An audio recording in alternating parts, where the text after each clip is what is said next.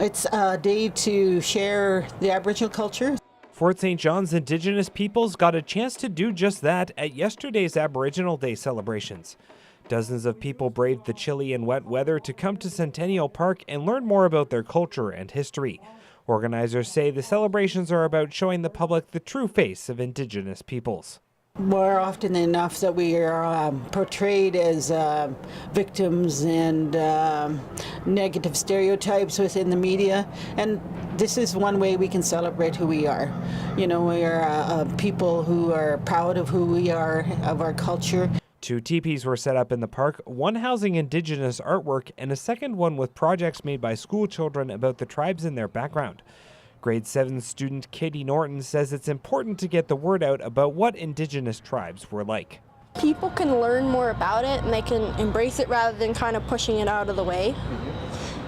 And also, it's just more information to know, and then you don't get mixed up with different things too. One of the centerpieces of the celebrations was the repatriation of archaeological artifacts that had been found on Len Donaldson's farm near Rolla and given to Simon Fraser University. Dr. Barbara Winter, who worked on the artifacts, says they can be dated back thousands of years. 5,000 years old, 6,000 years old. One archaeologist even suggested 9,000 years old. Very, very old. This is, the pyramids were made 5,000 years ago. Right. And this is twice as old. This is really important stuff, right?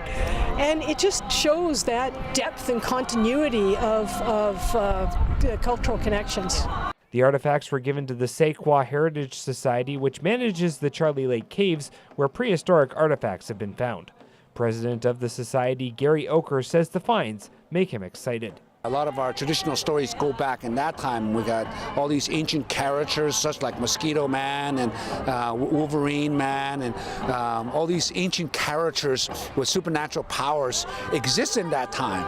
So I'm really excited to match those, because that's where that connection to the historical content of a story to actual the evidence of it. While the day's activities had a lot of meaning for those with an Indigenous background, Jansen says people of all backgrounds are welcome to attend. On the poster it says that everyone is welcome, and so it is important. It isn't just for Aboriginal people. We welcome everyone, and we'd like to have everyone come, and it is part of that education. While the rain may have dampened attendance numbers, Jansen says she hopes to do this again in the future in the hopes of making it an annual tradition in the energetic city. Hugh Smith, CJDC TV News, Fort St. John.